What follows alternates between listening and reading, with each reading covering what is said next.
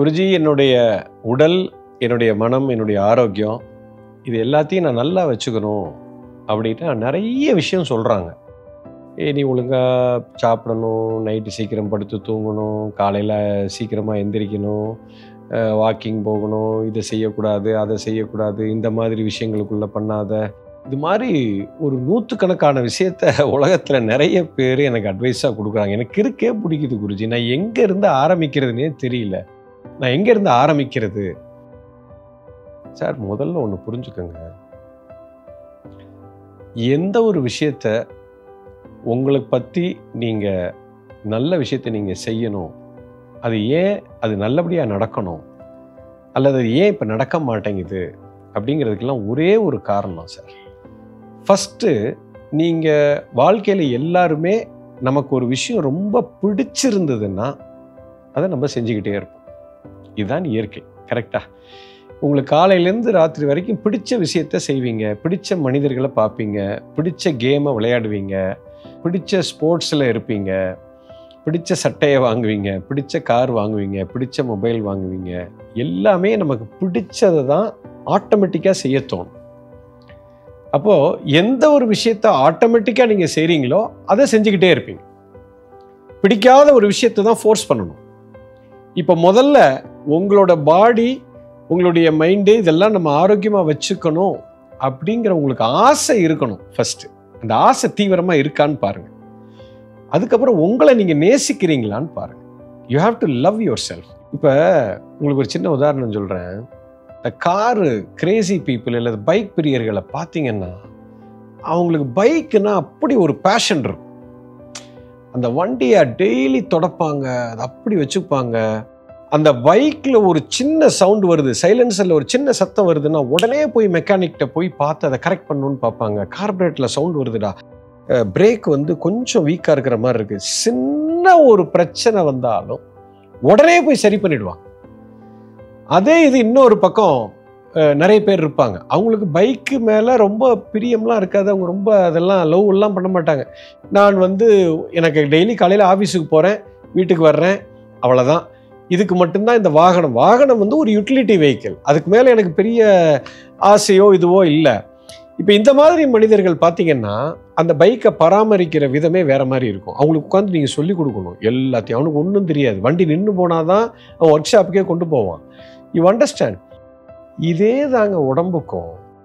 இப்போ இந்த உடம்புக்கு நான் இதெல்லாம் என்னை பண்ண சொல்கிறாங்க அப்படின்னு உங்களுக்கு வலிக்குது அப்படின்னா நீங்கள் உடம்பை நேசிக்கலைன்னு அர்த்தம். உடம்பு மேலே உங்களுக்கு பேஷன் இல்லைன்னு அர்த்தம். ஏன் சார், எவ்வளவு பெரிய ஒரு கேட்ஜெட் சார் இது. கடவுள் கொடுத்துருக்கிற வரம். இந்த உலகத்திலேயே த மோஸ்ட் இம்பார்ட்டண்ட் சொத்து, உங்களுக்கு மிகப்பெரிய கேட்ஜெட்டே இந்த உடம்பு தான். இந்த உலகத்தில் இருக்கிற மற்ற கேட்ஜெட் எல்லாம் பார்த்து ஆச்சரியப்படுறீங்க. இன்றைக்கி லேட்டஸ்ட் மொபைல் ஃபோனு, ஒரு டிவி, ஒரு கம்ப்யூட்டரு, ஒரு காரை பார்த்து ராக்கெட் விட்ருக்கான், என்னென்னமோ இன்றைக்கி நடக்குது. இதெல்லாம் பார்த்து நீங்கள் ஆச்சரியப்படுறீங்களே, இதெல்லாம் கண்டுபிடிச்சது யாருங்க? இந்த உடம்பும் இந்த மைண்டும் தானங்க. நீங்கள் தானங்க கண்டுபிடிச்சிருக்கீங்க. அப்போ இதை விட ஒரு பியூட்டிஃபுல் கேட்ஜெட்டு இந்த உலகத்தில் இருக்க முடியுமா?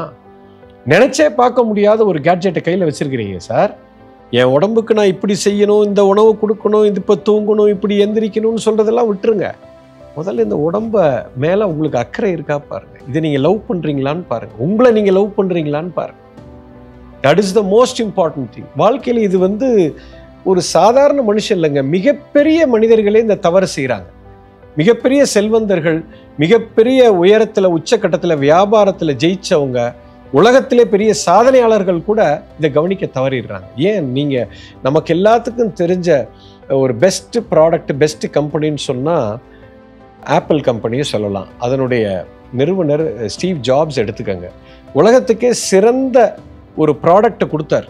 அற்புதமான ஒரு கம்ப்யூட்டரோ, ஒரு ஆப்ரேட்டிங் சிஸ்டமோ, ஒரு மொபைல் ஃபோனோ உலகத்துக்கு கொடுத்தார். இன்றைக்கி அந்த பிராண்டு வந்து மிகப்பெரிய ஒரு ரெப்யூட்டட் பிராண்டாக இன்றைக்கி உலகத்தில் இருக்குதே.